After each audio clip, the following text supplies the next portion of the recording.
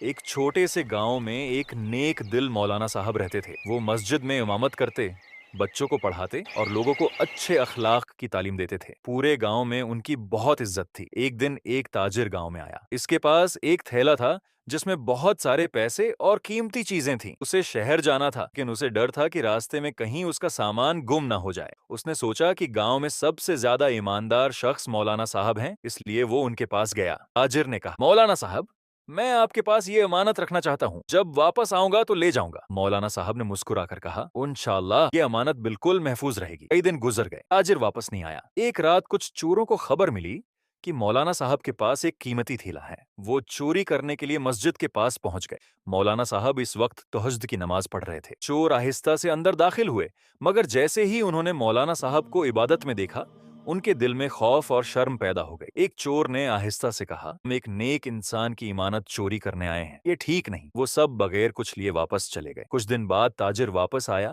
اور اپنا تھیلا لے لیا۔ اس نے دیکھا کہ سب کچھ بالکل ویسا ہی ہے۔ وہ بہت خوش ہوا اور بولا، مولانا صاحب، آپ واقعی بہت ایماندار ہیں۔